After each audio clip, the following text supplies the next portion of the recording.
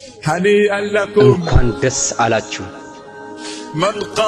ረመዳንን የቆመ ሰው በአላህ አምኖና ከአላህ አጅርን ፈልጎ ያለፈውን ወንጀል አላህ ይምርለታል። አሸናፊ ጌታችን አላህም እንዲህ ይላል፣ የአደም ልጅ ስራው ሁሉ ለራሱ ነው ጾም ሲቀር ጾም ደግሞ ለኔ ብሎ ነው የሚጾመው። በዚህ ደግሞ እኔ ነኝ የምነዳው አላህ ዘንድ ባለው ነገር እንኳን ደስ አላችሁ። በረመዳን ውስጥ ባሉት ብስራትም እንኳን ደስ አላችሁ። ወዳጆቼ ወደፊት የሚመጣውን ረመዳን ማን እንደሚኖር እናውቃለን? ወደፊት የሚመጣው ረመዳን ላይ ማን ነው የሚኖር ከኛ ውስጥ? ወደፊት የሚመጣውን ረመዳን ማንም አይኖርም በህይወት ያለ ሰው ቢሆን እንጂ። በህይወት ከሚቆዩት ሰዎች እንሆናለን? በህይወት ለመቆየት ዋጋ እንከፍላለን? አንቺስ ዋጋ ትከፍያለሽን?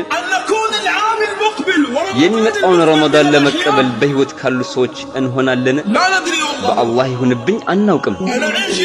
ለሚመጣው ረመዳን እንኑር አንኑር አናውቅም። ወዳጆቼ በኸይር ስራ ተቻኩሉ።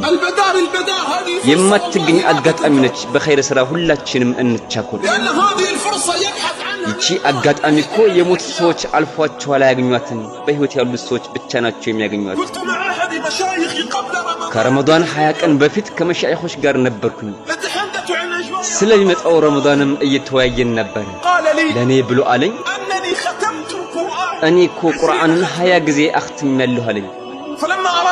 ንግግሩን እንኳን ለመጨረስ ሲፈልግ ለኔ ብሎ አለኝ፣ ወደፊት ለሚመጣው ረመዳን አላህ ካደረሰኝ ቁርአንን 30 ጊዜ አختማለሁ ብሎኝ ቃል ገባ።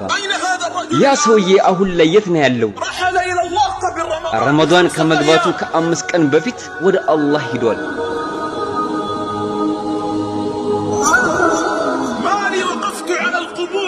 እኔ እኮ ከወዳጄ ቀብር ላይ ሆኜ ሰላምታን አቅርቤለታለሁ፣ ነገር ግን መልስም አልሰጠኝም። ወዳጄም አለኝ፣ እንዴት ሰላምታ መልስልሃለሁ በቀብር የተኛሁ ሰው ሆኜ? ሁሉን ነገሬን አፈር በላው፣ እኔም እናንተን ረሳኋችሁ። አናውቅም ወላሂ።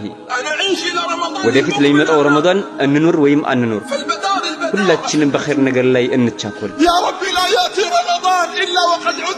አላህ ሆይ ረመዳን አይምጣ እኛ ቤተል ሐራም ላይ ዑምራ የምናደርግ አድርገን ቢሆን እኛም እኮ ላኢላሃ ኢላላህ እያልን አንተ ዘንድ ደካማ መሆናችንን እየተናገርን ጌታዬ ሆይ ወደ አንተም እኮ እንመለሳለን።